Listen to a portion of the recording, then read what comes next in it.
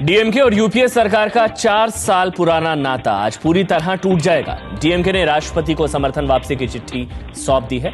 आज सुबह 11 बजे डीएमके के 5 मंत्री प्रधानमंत्री मनमोहन सिंह से मिलकर अपने अपने इस्तीफे सौंप देंगे। कांग्रेस भी डीएमके को मनाने के मूड में नहीं दिख रही है। कांग्रेस सूत्रों के मुताबिक कांग्रेस अब डीएमके से कोई बात नहीं करेगी क्योंकि उसके पास पूर्ण बहुमत है। सरकार की सेहत पर नजर डालें तो उसके पास बहुमत के आंकड़े से ज्यादा सांसद दिखाई दे रहे हैं। सरकार को बाहर से समर्थन दे रही समाजवादी पार्टी के 22 और बहुजन समाज पार्टी के 21 सांसदों का साथ मिलता रहेगा, जिससे यूपीए सरकार को बहुमत के आंकड़े से कहीं ज्यादा समर्थन हासिल है। वित्त मंत्री पी चिदम्बरम, संसदीय कार्य मंत्री कमलनाथ और सूचना प्रसारण मंत्री मनीष तिवारी आज सुबह 10:15 बजे प्रेस कॉन्फ्रेंस करने वाले हैं, जिसमें श्रीलंकाई तमिलों के मुद्दे पर सरकार की आगे की रणनीति का खुलासा हो सकता है। डीएमके ने भले ही यूपीए सरकार से समर्थन वापस ले लिया हो, लेकिन सरकार के लिए राहत की बात यह है कि समाजवादी पार्टी और बीएसपी सरकार को बाहर से समर्थन देते रहेंगे। सरकार बहुमत में है अभी। जब तक राष्ट्रपति को समर्थन वापस नहीं दिया जाता है तब बीजेपी कहे कि समर्थन साबित करे। तब बीजेपी की ड्यूटी बनती है कि वो मांग करे राष्ट्रपति से कि समर्थन साबित करे गवर्नमेंट। जब जब डीएमके विधिवत लिखकर दे राष्ट्रपति को, तब हमारी पार्टी ने यूपीए 1 को भी और 2 को भी तो बाहर से हमने कांग्रेस पार्टी के नेतृत्व में जो सेंटर में सरकार चल रही है यूपीए की, तो हमने बाहर से समर्थन सेंट्रल गवर्नमेंट को दिया हुआ है।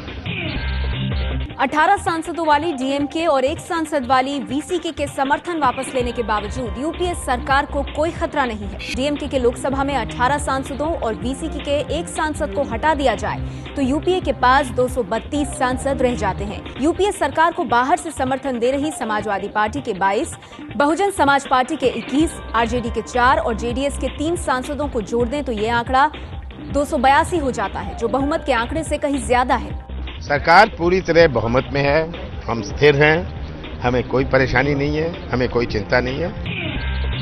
श्रीलंका से जुड़े अमेरिका के जिस प्रस्ताव को लेकर डीएमके ने यूपीए सरकार से समर्थन वापस लेने का ऐलान किया है, उसमें अमेरिका ने बीती रात अहम बदलाव किए हैं। ये संशोधन ऐसे है जिसे राष्ट्रीय मानवाधिकार परिषद में 21 मार्च को पेश किए जाने वाला अमेरिकी प्रस्ताव पहले से और हल्का हो गया है। समाचार एजेंसी पीटीआई के मुताबिक अमेरिका के प्रस्ताव में अब श्रीलंका के खिलाफ मानवाधिकार उल्लंघन के आरोपों की अंतर्राष्ट्रीय जांच किए जाने की मांग के प्रस्ताव को मुख्य हिस्से से हटाकर भूमिका में रख दिया गया है। दूसरा बदलाव यह है कि मानव अधिकार उल्लंघन के आरोपों की जांच करने वालों को श्रीलंका में बिना रोक-टोक कहीं भी जाने आने की इजाजत नहीं होगी।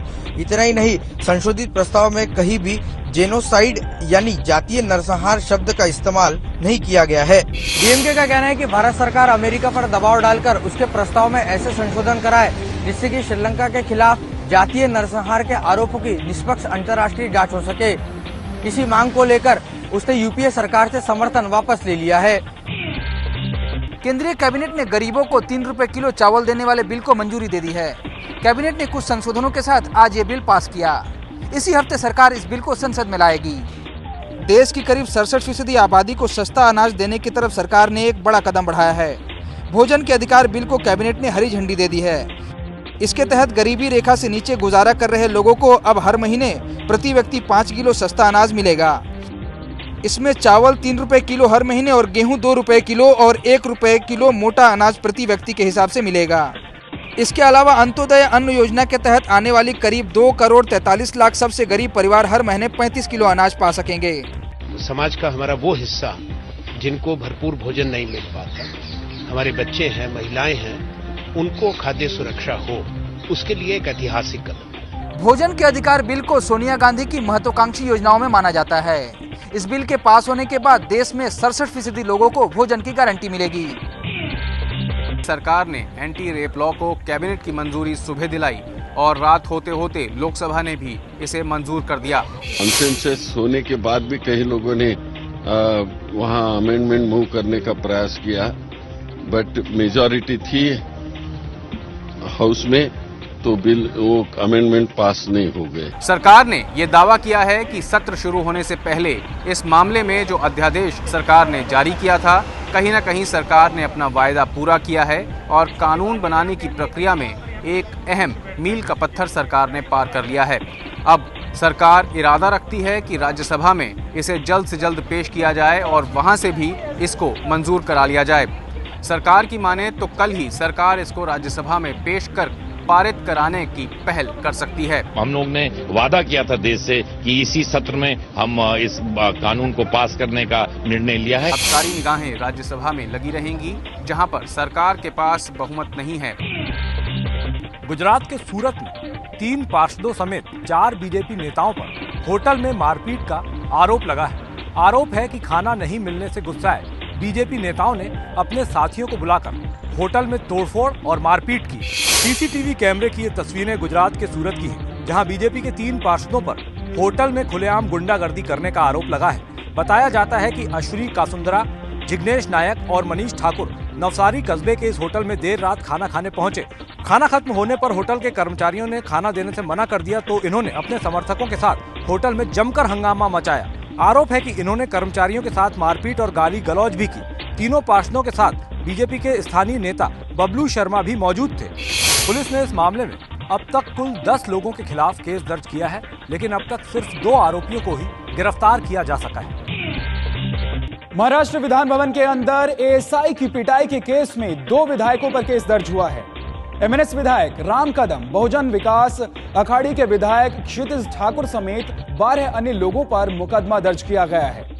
विधान भवन में एक assistant sub inspector Sachin Suryavanshi की पिटाई के केस में महाराष्ट्र के कुछ विधायक कानूनी फंदे में फंस गए हैं।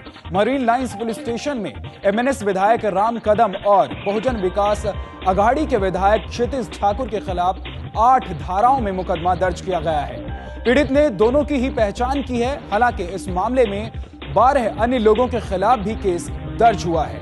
इस मामले की जांच क्राइम ब्रांच को सौंप दी गई है। जब हाउस अर्जेंट हुआ तब बालकनी में वो ऑफिसर जो थे सूर्यवंशी साहब वो दिखे। उन्होंने नीचे हम एमएलए सब वेल में जब थे तो उन्होंने इशारा किया। अभी वो इशारा मैं ऑब्वियसली लाइव टेलीविजन पे कर नहीं सकता, लेकिन इशारा किया। वो इशारे पे जितने भी एमएलए वेल में थे वो क्रोधित हो उठे। वहाँ पे बैठ करके वो नीचे के विधायकों को गाली दे रहे थे। सारा का सारा सीसीटीवी फुटेज विधानसभा के अंदर मौजूद है। इस बीच मुख्यमंत्री पृथ्वीराज चौहान ने इस घटना की निंदा करते हुए दोषियों के खिलाफ कार्रवाई करने की बात की है। राज्य के इतिहास में ऐसी घटना कभी नहीं घटी थी। जांच चल रही है। जो भी दोषी व्यक्ति होंगे उनके खिलाफ सख्त कार्रवाई की जाएगी। इस बीच महाराष्ट्र विधानसभा के स्पीकर ने इस पूरे मामले पर पुलिस और महाराष्ट्र की जनता से माफी मांगी है। महाराष्ट्र विधानसभा में आज राज्य सरकार का बजट पेश किया जाएगा। इस बजट में सूखे से निपटने के लिए खास इंतजाम किए जाने की उम्मीद है। महाराष्ट्र में कल पेश किए गए आर्थिक सर्वेक्षण के मुताबिक राज्य की कृषि विकास दर में गिरावट दर्ज की गई है। राज्य सरकार ये पहले ही ऐलान कर चुकी है कि बजट का 25% हिस्सा सूखे और पानी की किल्लत से निपटने पर खर्च किया जाएगा। आज दिल्ली विधानसभा में दिल्ली का साल 2013-14 का आम बजट पेश किया जाएगा। इस साल दिल्ली में विधानसभा चुनाव है, लिहाजा सरकार कई लोक लुभावन घोषणाएं कर सकती है।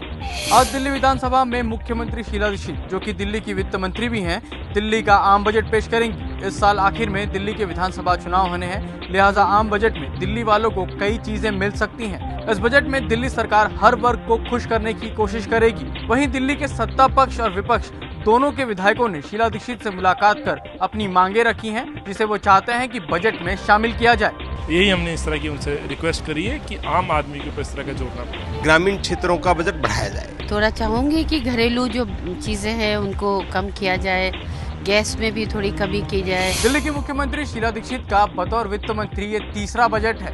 दिल्ली का बजट आज शाम 4 बजे दिल्ली विधानसभा में पेश किया जाएगा।